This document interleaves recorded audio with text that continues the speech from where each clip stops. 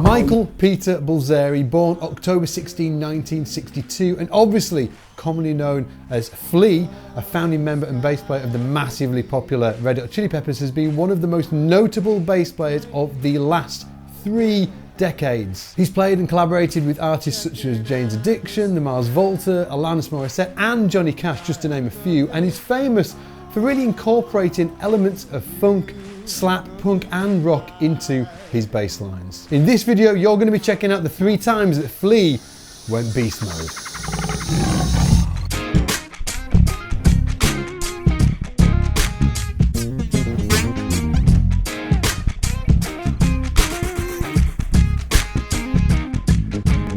Hey, it's Scotty Ryan here from scotsbasslessons.com, helping you take your bass playing to the next level. And on this channel, we focus on one thing and one thing only. We focus on bass. We do YouTube tutorials, we talk about bass gear and everything in between. So if you are new here, go ahead and slap that subscribe button down below and I will send you some virtual bass love or something.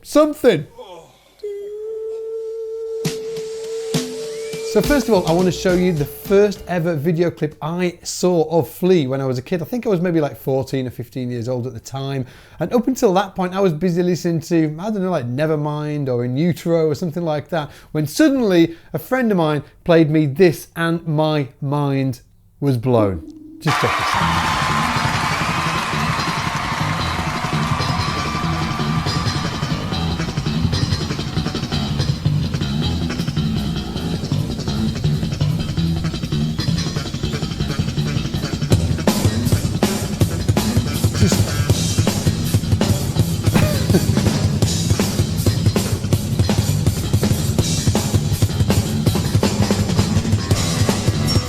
So good. Now instead of breaking all of that down, because Flea's he's just jamming there, there's nothing, it's not something he specifically learned, what I thought I'd do is create a cool little exercise for you guys so you can get the exercise down and it will give you the ability to play that kind of thing. Before we even get into the exercise, the key here is to get that seesaw in together. It's so much of that,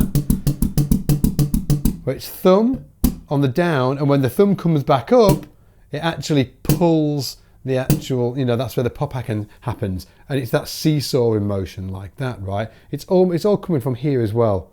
A lot of it comes from the forearm, almost like grabbing a doorknob and turning it like that, so you get this. So you've got to get that down to be able to get that kind of snappiness happening. Now, let me play this cool little riff that I've worked out, and then I'll break it down a little more so you can get it into your playing. Ooh, and we've got the tab and notation for you on the bottom of the screen, and we've also created a download as well, which you can find in the description, so you don't need to keep on rewinding the video. And trying to see, the tab or the notation or anything like that. So grab that download as well.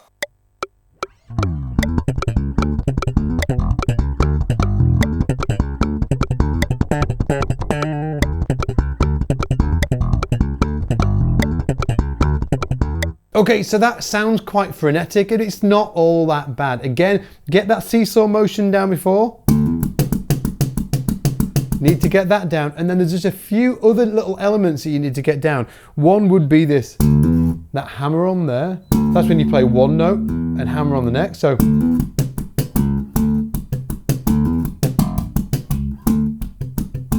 can hear it all the way through. So let me play that little riff just at a reduced tempo so you can see in all of the nooks and crannies. 2, 3, 4.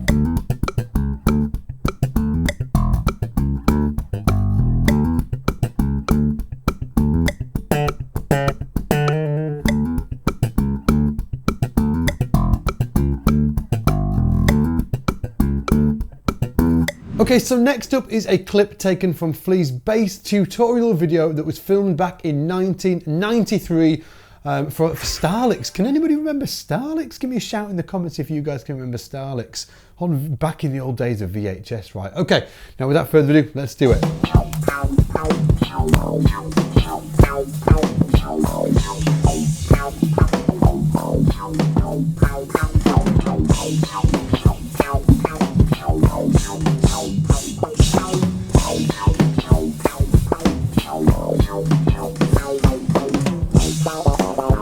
Oh, I love that bit.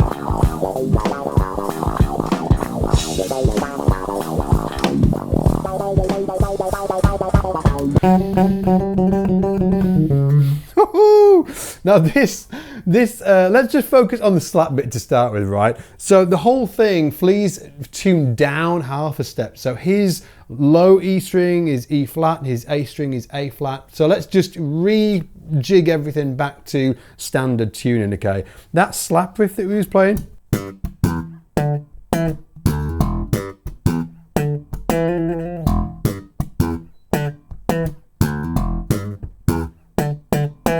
it's really great because it's the opposite of what he was doing earlier.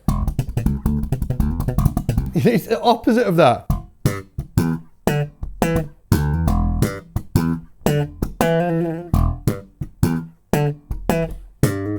You know, it's just, that's why I really love it. So, and all the way, it's really not using that much thumb either. It's all pop. Check it out.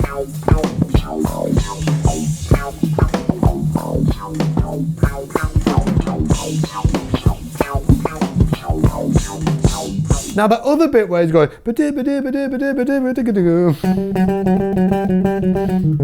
it's over like an E flat 7. So let's just bring it up to concert again, or to, you know, standard tuning. Okay, now what's really interesting here is that Flea's using this kind of like blues, I suppose like a blues trick, as it were. Trick's probably the wrong terminology, but what you do is when you get a dominant chord like this, okay, like generally you can play a minor pentatonic over there. That thing that everybody does, right? But the cool thing is, if you rock back and forward between the major third and the minor third,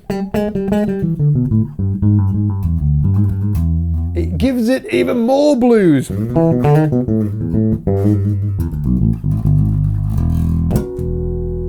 Super cool. Now, last but certainly not least is this really fantastic live clip of Flea just breaking out and doing some cool stuff. It's actually the intro to a track. It's obviously live as well. And there's one particular bit in this that I really, really love, but we'll get into that once you've checked it out. Let me play this for you.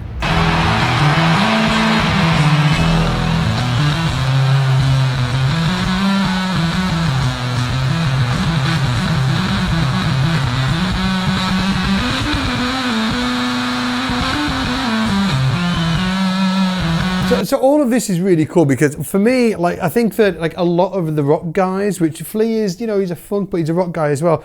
They use a lot of pentatonic. We're in the key of E here. So generally, these guys will go for a, you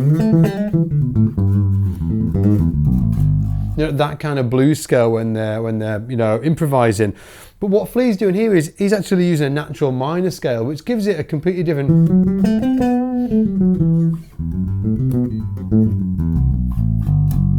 Okay, gives it a completely different feel. So if a natural minor, if you don't know a natural minor, it's just root, second, minor third, fourth, fifth, flat 6, flat 7, and then that octave. Okay.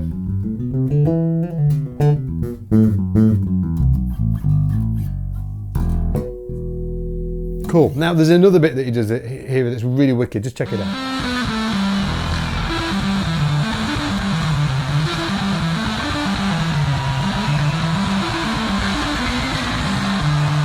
Now that for me is the best, but one of the best bits of this solo is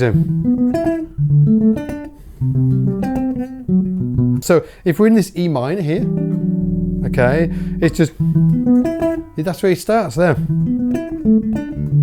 And he's using these shapes to move throughout over the fingerboard. It's almost just like guitar chords, but because it's not this, it just sounds really cool.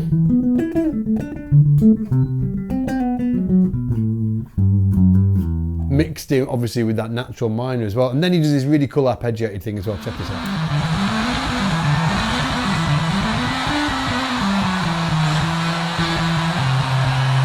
So let's check that out. This is just, if you know, you've got the E here, it's just.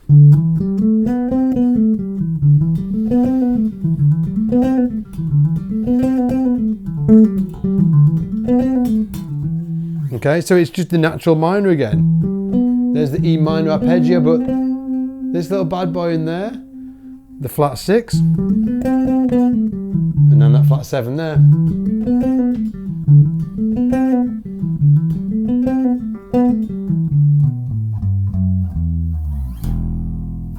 Super cool. Now, if you enjoyed the content in this video, make sure that you slap that like button down below. And also go check out scottsbasslessons.com as well. That's what we do here at Scott's Bass Lessons. We've got the ultimate online learning platform for players just like you. Players just like you. I've got no idea. And also make sure that you download all of the notation for the stuff I've been playing as well. We put a cool workbook together for this lesson with all of the little bits that you're going to want to see, so you don't have to rewind the video back and forward. The link for that download will be down in the description below. And with that said, take it easy, and I will see you in the shed.